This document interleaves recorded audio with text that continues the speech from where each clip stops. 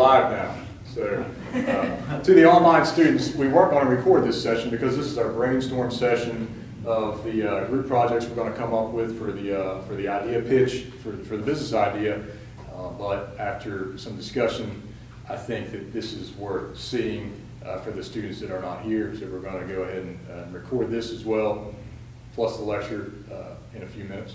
So let's get back to what we were doing, okay? So our first idea, what we're calling is this woman's fix-it shop, okay? So now, let's get back into this, forget the cameras on.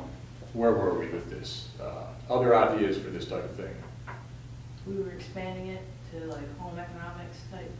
Okay, and so what we know after talking about this for 15 minutes, from the military, this type of thing actually exists in some fashion on military bases. It's a place like a hobby shop for automobiles. You can go and learn how to work on your car, learn how to do customization, whatever it might be. This idea is anything that, just to the outside audience, this was a female student's idea, so I'm not being sexist. It is a woman's fix-it shop was her idea for women who do not know how to do home repairs, change a tire, things like that, right? And so as we talk about it, we realize it's not just women. There's a lot of men today that don't know how to do this stuff either. Even taking your vehicle to a mechanic, we feel just really at the mercy of the mechanic because cars are computerized now and we just really don't have any idea what's wrong with the vehicle when something's wrong or how you would go about fixing it. So it's more than just for women. This is also a service for men. So where are we now in terms of what kind of things could you, we talked about a kiosk for Napa inside there selling simple things, whatever it might be. What else have we thought about? Working, like how to fix the wood, you know, like wood carpet, yeah, basic handyman type stuff, yeah, right? Okay, yeah. All right, and now the idea from it exists on a military base, and but on the military base, there's less demand for it because it's on the base, right? But that's more for the theater type thing, right? So yeah. What were we saying for what other kind of things are there on the military base that would be similar to this? Oh, they have all of it. They have the auto shop, they have a wood shop where you go in, you can buy lumber, build your project, and the same thing as Lowe's. They'll have lecture dates where you go in for an hour, you learn how to build a cabinet, or you learn how to fix a table, or something like that. They teach you how to use the clamps, all the tools, and you get a safety course on how to use the tools, that sort of thing. Same thing with plumbing. When they'll teach you how to change faucets, or replace things, or how to get rid of a clog or something like that. Okay. But I have to pay a plumber $100 to come in and snake your pipes or something like that. Okay. So they have all those things. All right, and we know that Home Depot kind of tried to bring these types of things into the shop, the store, right? But they really don't do it very often, right? At all. Oh, well. So, yeah. But what do you think of a way, go ahead. I was thinking, if we're going to be teaching people different, do-it-yourself things, maybe we would have access to like Home Depot's database and Lowe's database of all their products and stuff like that. So like after you're teaching someone, a project, you can print out a list of the products that they're going to need. Sure. Maybe the lowest prices at different places you can find them, and you could actually have an estimate already printed out for yourself before you leave this business facility and go to either Home Depot or Lowe's or 84 Lumber, wherever it might be that you find the best price in total, right? That's a good idea. And there's websites that compare, just like Hayek or something like that, they'll compare home improvement prices for certain things. Sure. And give ratings. You can have like people also comment, like say somebody went to Lowe's and then somebody went to Home Depot and somebody like Lowe's better than Home Depot, they could like rate it. So you're kind of also putting out there which product is better in like the public's eyes. Like an Andy's list or something. Yeah. Excellent. All right. So one thing we know is there is a model for this that we can kind of draw from, and it's military base where this kind of thing is provided. And it's really just how to be a little more self-sufficient or at least knowledgeable about these things so you don't feel like you're taking advantage of, or simple things you can just do yourself, right? Okay. Anything else to add to this one, this idea? Okay, so It's got franchise written all over it too. franchise, yeah, you can franchise this type of thing, especially if you start selling kiosk space to Napa or AutoZone or whoever it might be, Home Depot, Lowe's. Your estimator could be in, you could have a keypad for Home Depot, Lowe's, whatever it might be, right in there, or it might even be Google. You know, you could have a giant partner that helps you, or kayak. You said kayak, you compare all this stuff and then you just bypass it. It would really be up to the owner in terms of the owner of the whole system, right, to get partners that really make the most sense. Seems like it could be a really low overhead venture. It could. You just need some space. You can probably get donated vehicles, donated used appliances, old appliances that are thrown out, right, rebuild them, that type of thing. So it'd really be your rent for the facility would be the biggest thing, right? And a little bit of time. That could also even be volunteer time for.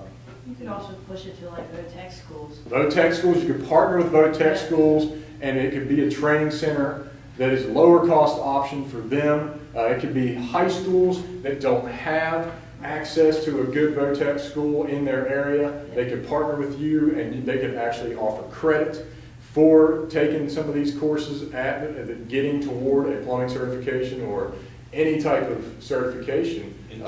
You could literally get courses, internship time at these places from the tech schools, right? Some of the tech school students could come over and teach you HVAC 101 or whatever it might be. So there are really all kinds of ideas that go with this. So this is pretty cool. We're going to put a star on this one. How many people would think right now you'd be interested in maybe getting on this project? Okay, there's every one of you. All right, so let's go on to another one. I know, Tony, you've got an idea because we used it as an example already in the past. What is your thought about that one versus, Versus this one here? Oh, well, I understand mine is so unique to my career plans and what I want to do in my life. That I understand that if it's not something that would, be appropriate for a group project, but I'm sure you could put it up there. I don't see any reason why it wouldn't be appropriate for a group project. Is anyone in here considering? It's so specialized, that's why I need. It is specialized, right? And it's already kind of, most of the models kind of worked out, right? As opposed to this one's kind of just figuring things out right from scratch. But there's still a lot that can be looked into on this one. Is anyone considering law school? Okay, so law school, all right. So that would be a really good one to be on if you're really considering law school. So what his idea seems the biggest challenge is the pricing. Okay, now pricing is not just for his idea. It'd be a challenge for this one. For anything, does anybody have Weinbach's course in economics? It's called, I think he's calling it price analysis. It's either a 1 hour or 2 hour course on pricing. And it turns out pricing, especially when you don't have a competitive market and you're new to the market and trying to figure out the right price to start something out at, that's not easy, right? It's so fluid. Right, and you probably will move around a lot, and that price will change a lot in the beginning. So as it's getting established, and that just happens over time too. If we go to Apple, I mean the price of a computer has just continuously fallen over the decades from the beginning of the PC or the Apple type computer, right? That's because substitutes have come on the market. And substitutes have come on the market, right? But even before there were substitutes, how did Apple expand as they kind of got, we talked about this before, the early adopters will pay that high price, right? Yeah. But even if you're a monopolist, you want more people to come in and you're going to increase output and lower the price. That's just what's going to happen in order to grow your business, right? So you just have to figure that out. But also a lot of research goes into, with yours pricing, I don't think it would be quite as difficult as this one in pricing. You have a market that you're looking at, you talk to 10 law firms and figure out what they're actually billing for this type of service and what would make it attractive to them to consider, and it's going to be based on price. They're going to be able to do a quick back of the envelope calculation and say, at that price, I would consider that, right? And so you're gonna have that kind of market intelligence coming at you as long as you do your homework on that, right? Yeah, the pricing is not so much a la carte as other businesses. It's either you're paying the attorney's rate, and that has a scale, or you're paying paralegal rates, you know, document preparation and that sort of thing, and then that has a scale. So if you work for a big old law firm, a paralegal's rate might be a couple $100 an hour because the attorney's billing $1,000 an hour. Right. But then, you know, the single attorney, you know, in Conway, maybe it's only billing $80, $90, $100 an hour because it's just him and the secretary or him and the paralegal. Yeah. And, or her, and you know, so the paralegal rate might only be $50 an hour. So Mhm. it's all relative. But within that, within the market, it's pretty much standard. So it doesn't matter whether you're preparing a legal brief or some other type of document. It's for your time that you're Sure, that you're paying sure. for. So it's a little easier. Yeah, I think you're gonna come up with a price that just makes sense for the market on this one. Right. This one, how would you come up with a price? What would you be looking at? You got individuals, you talking about schools, you talking about vendors from other merchants, you have different people that you're trying to do business with, so the price determination is gonna vary. Right, so you've got different customers. We've identified different groups, different market segments for this business here, right?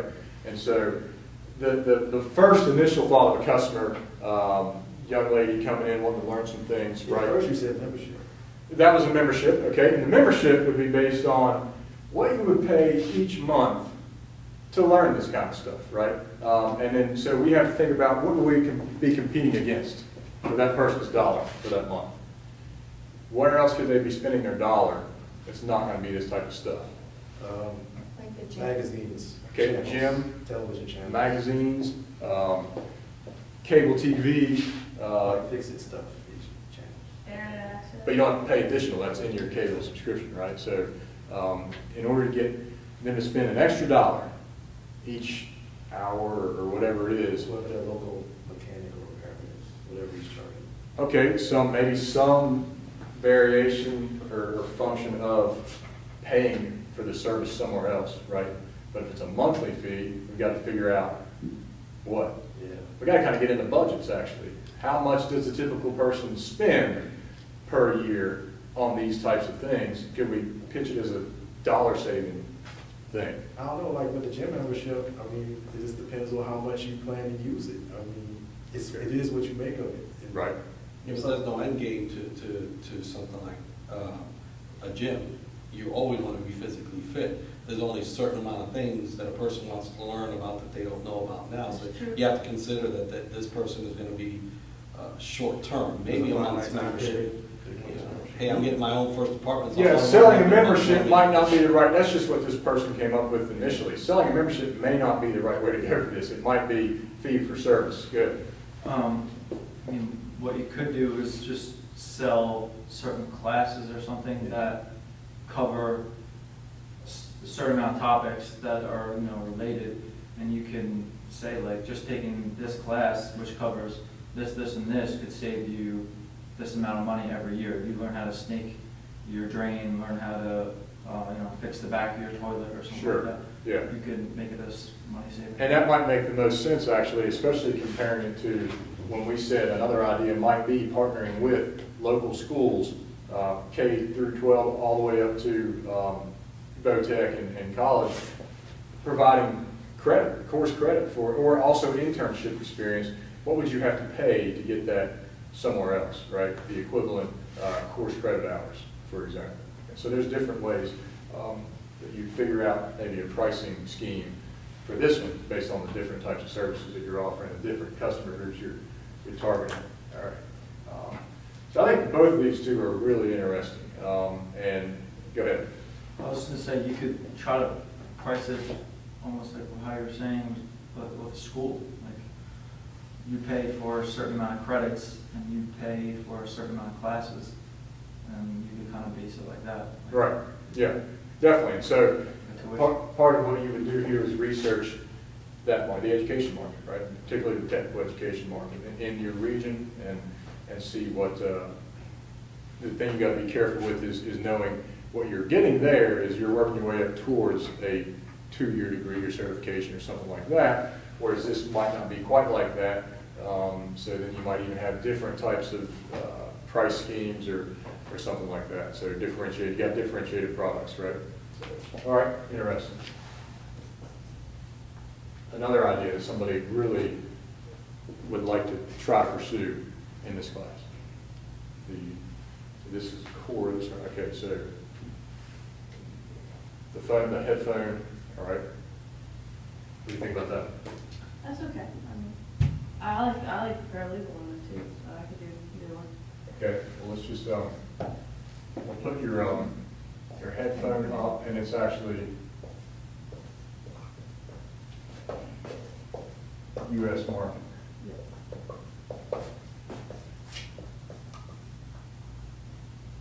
For a German firm. Okay? Let's see, how are we doing on time? Okay. Any, what's that? One thing I'll caution against in this class is the idea of a restaurant or bar. Yeah.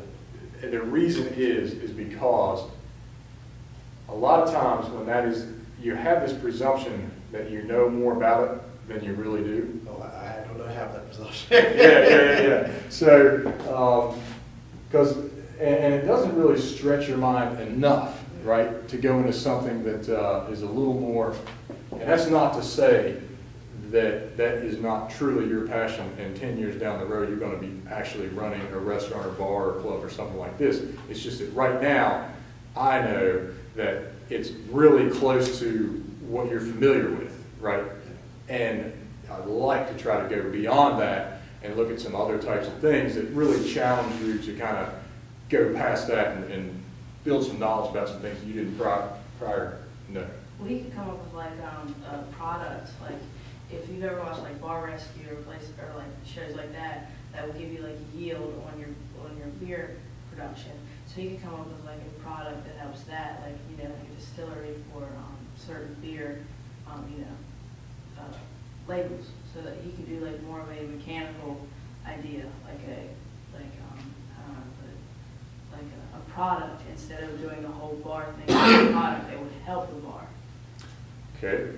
The aim was, originally was just like a soccer central bar that actually focused on soccer in the Myrtle Beach area, because it seems to be devoid. This is football territory, baseball territory. Right. And there's not really a focus put on soccer. And then there's unique challenges for soccer because it comes with odd times. Yeah. That we as Americans are particularly familiar with, like in the mornings, on the weekends, and occasionally in the middle of the week. But then I have to do the demographics as far as, other, I guess, immigrants or people that aren't traditionally from this area, as far as other nationalities, and see which nationalities would be more receptive towards soccer, and then just focus on that particular league. Okay. And then market it specifically to them. That's why I'm focusing predominantly on Myrtle Beach. I know there's something that caters a little bit to that in Charleston, but in this area, I have not found it. Yeah, here would be my perspective on that. A soccer-themed restaurant/bar. There's 2 ways you can do it in this town that would probably be receptive. One is we have the soccer shop down in, what's the name of the soccer shop? I forget.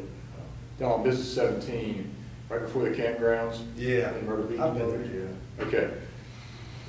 A very low expense way would be to convince them to turn it into like a cigar bar during game times and host games, right? Bring in a feed and do that. The other one is Mexican restaurants in this town. If you ever go there on Saturdays or whatever, they are definitely watching soccer. That's what's on their TV screens, right? And everyone and I go to them all the time, that's what they're watching. So you could probably interest a restaurant like that to do some, it's not just their typical patrons that are interested in that. There's a lot of other people, and they could probably have themed nights or days or whatever for particular games, and just do some things that you could even, a lot of times, alumni associations from football teams or schools have a local bar that is the bar that brings in that game, and whenever those games are on, that's where you're going, and there's a huge crowd there, right? So for soccer, it could be you know, a local, Coast FA could be the group that kind of heads it, right? Or maybe that's just a central place to get people to sign up. But, and you just find some place that's receptive to it and wants to host games there or whatever, and that would maybe be a first step to doing something like that, right?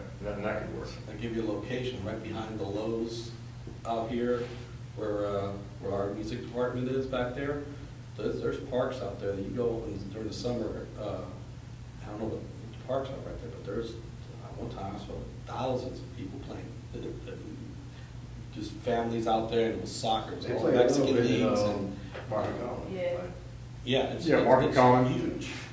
Sockasty, the Sockasty Fields is really the headquarters of Coast FA, which is the largest club. My daughter plays Coast FA, and then they go all the way to, I think, U18. And it's European. Some of the coaches there are actually one's from Wales, and people that graduated from college playing soccer and come back, and they're paid coaches. It's a pretty good system in this area, right? And so kind of if you're local here and you're into that, you know Coast FA would kind of be your go-to place, and they're connected with that soccer shop also. So your uniform kids, you go to that soccer shop. So there is a kind of a magnet here for soccer in this area that people would know where to go, and you can kind of start there, starting something up like that. Yeah, something that they're already familiar with. That Yeah. they could be affiliated. Sure. Are there advantages? I'm sorry, if we're still on that, I was gonna bring up an idea. Yeah, go ahead. I don't really know how exactly it would work, but it was something I was thinking about for like almost like textbook insurance. You know how there's certain shipping like RFID tags where you can they can be scanned and there's a certain amount of information saved on them. Right. I was thinking about if there was a way to put some sort of sticker or whatever on like all the textbooks, and you could have your information saved into it, so that when somebody goes to sell back a book that maybe they stolen from you, they could say, okay, what's your name, blah, blah, and if they don't have an ID to show it, then it wouldn't match, you know what I'm saying? Right, okay, so the book is, when you purchase it, it's tagged with this tag, and you can't get it off. Well, unless a bookstore has like your services there inside that bookstore.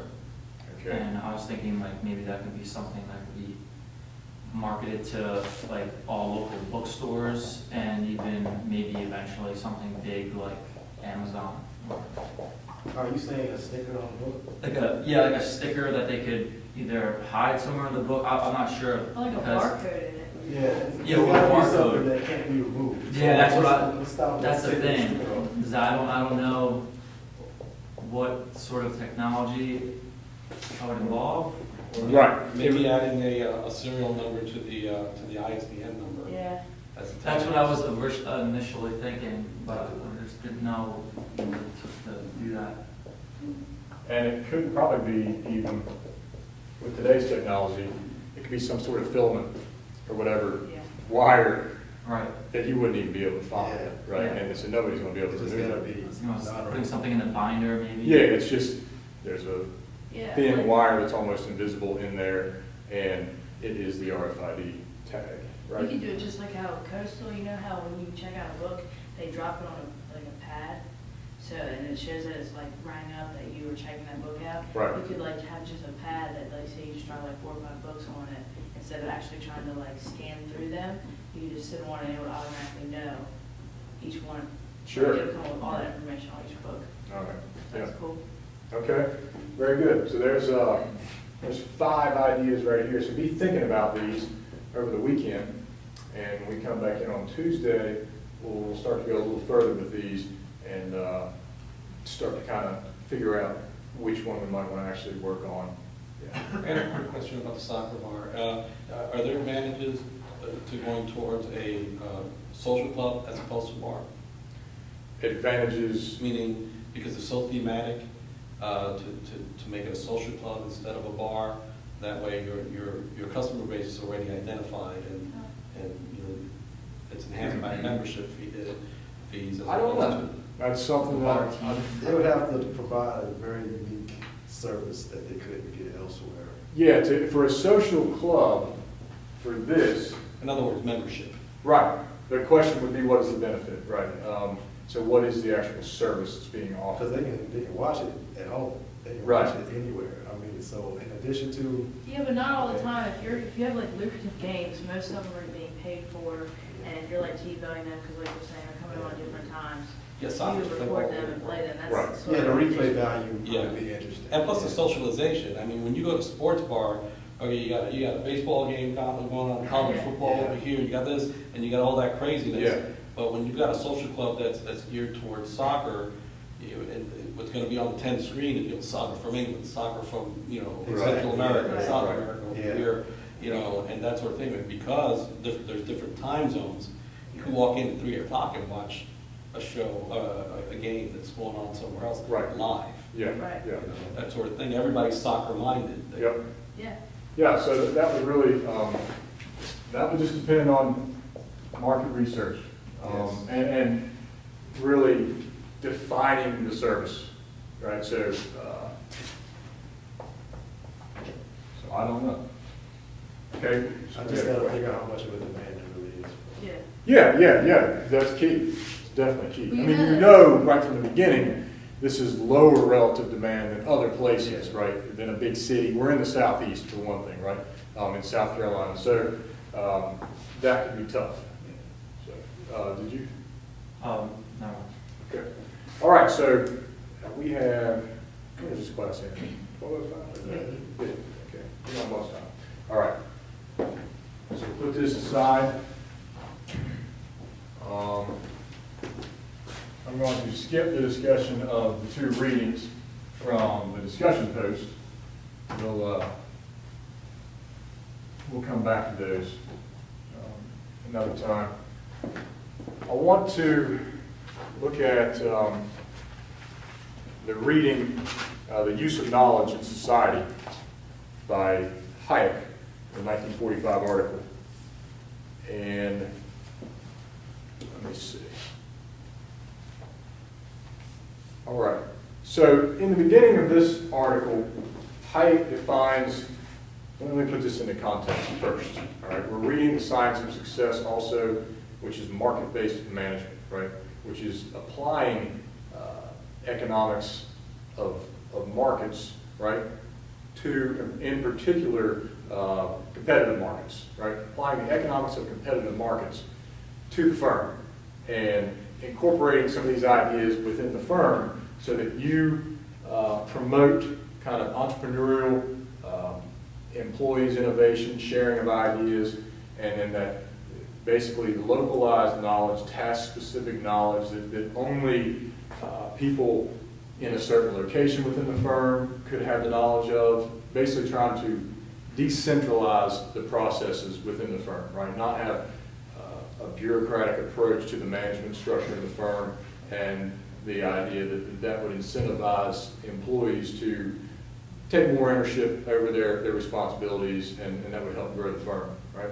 So Hayek, a Nobel Prize economist, is one of the economists that market-based management is actually based on, some of his economic philosophies, okay? And in particular, the use of knowledge in society.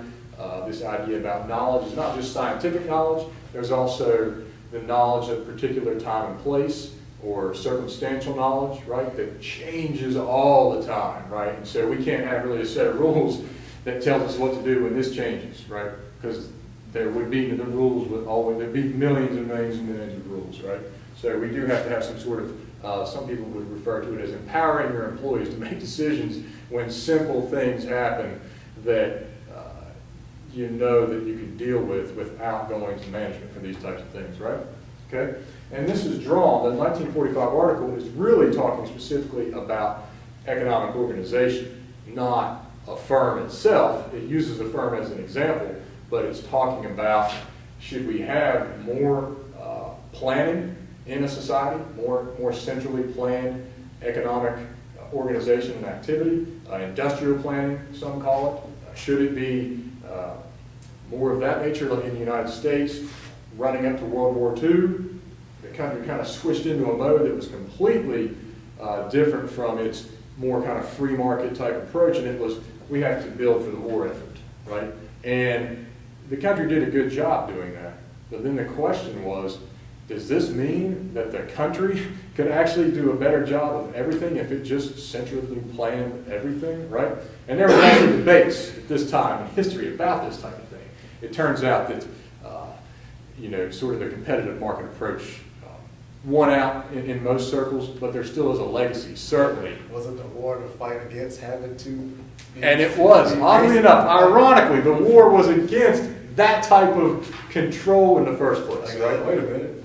Right. That might work. Now we're fighting against. So that's the irony, right? That's the irony of the whole thing. Let's nationalize the banks to fight socialism. Right. Yeah, yeah. That's a really good point, right? And so what we're going from the perspective of is no, certainly that was a specific thing, and we wouldn't want that to be the case, and there are reasons for that. This article talks about why that would not be the most optimal situation to go from just as a rule. And market-based management takes that and just puts that into the firm and says, you know, a lot of this applies within the firm. So Hayek defines the economic problem like this in the article in the beginning. Since it's not conceivable, and I'm kind of paraphrasing, for any one individual to know all the information about all resources, and in particular their best uses, the problem is how to best utilize knowledge dispersed unevenly throughout the world, even among individuals particularly, right?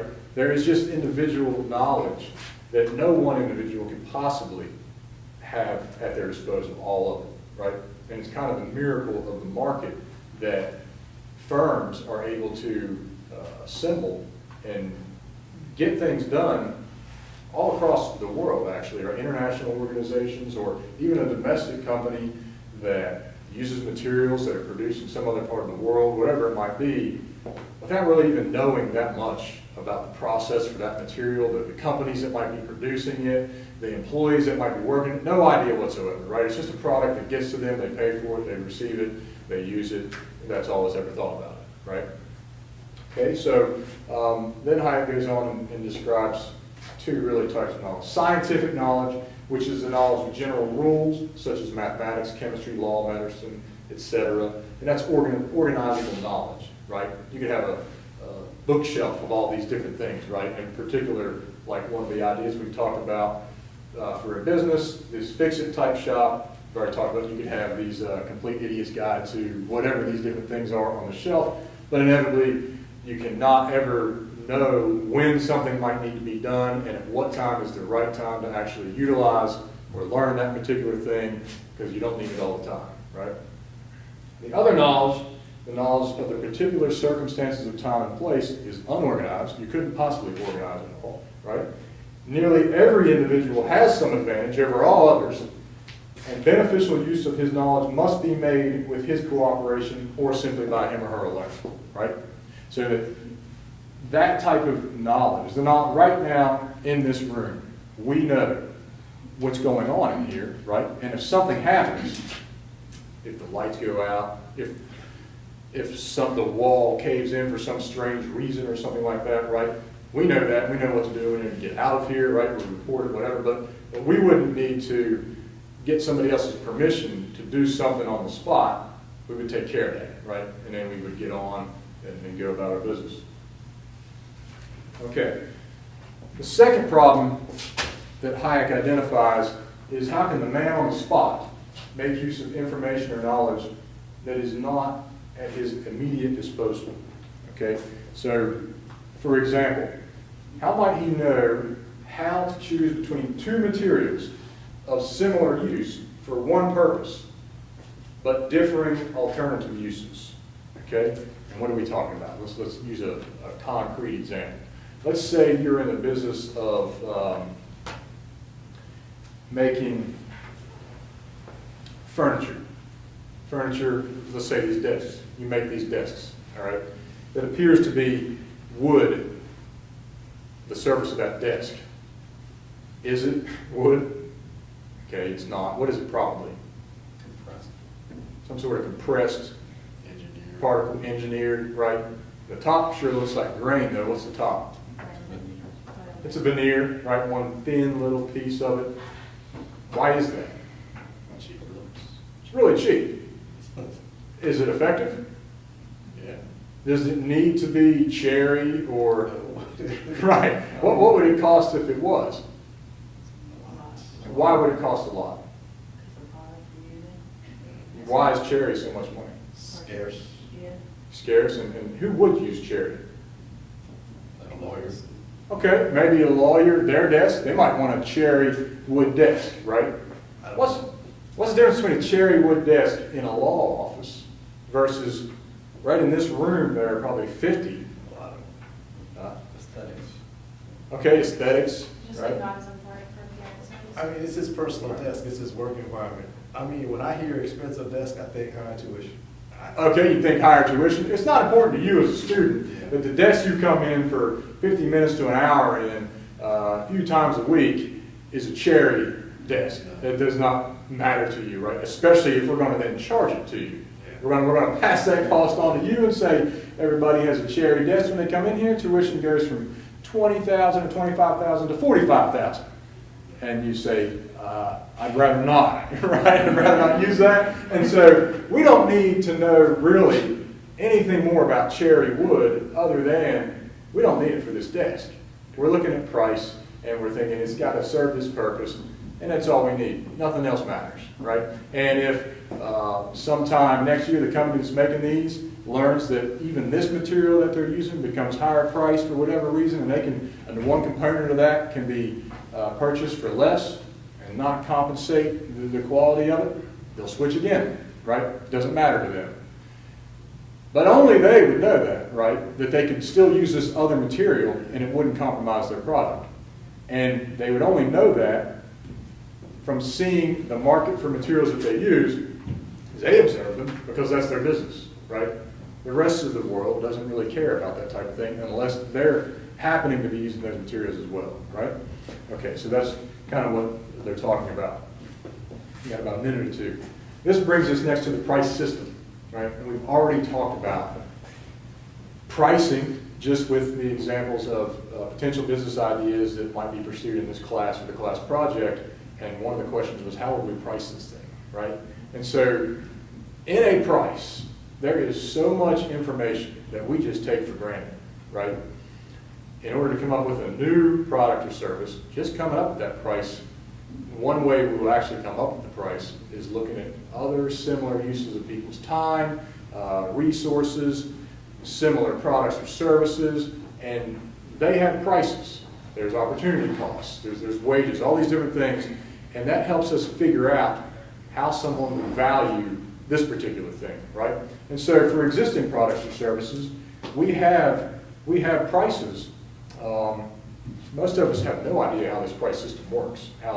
We don't know how things get priced the way they do, right? Not specifically each thing. We just know that there's this process of commerce, production, trade, exchange, so on and so forth. But then the other thing is, how much do we really need to know about it? Do we need to know how the price of this material gets priced? There are certain things we wish we knew more, right? We wish we knew why gas prices move the way they do all the time, right? And why food prices seem to be going up right now. We wish we did, right? In economics, we study that. Right? We would look at that a little bit more than a typical person. But there are certain things, certainly, that we wish we knew more about, but really only because at that moment, or that period of time, we think it's overpriced, right? So then we become concerned, right? But so there's not really that much that we can know about typical things, and we see thousands of prices a day that we really don't even think about, right? And this becomes part of the market process. So this is the end we have today, but think about this from the perspective of going and learning about starting a business, pricing, what kind of information comes through prices, how you would set up your organization in order to best take advantage of knowledge that just comes from all different directions. Some of it you can organize and have rules and procedures and systems, but a lot of it you can't, right? And you've got to be able to adapt. So that's the takeaway for now from this article. And then next week, be thinking about what project you might want to be working on, and we'll pick up on Tuesday.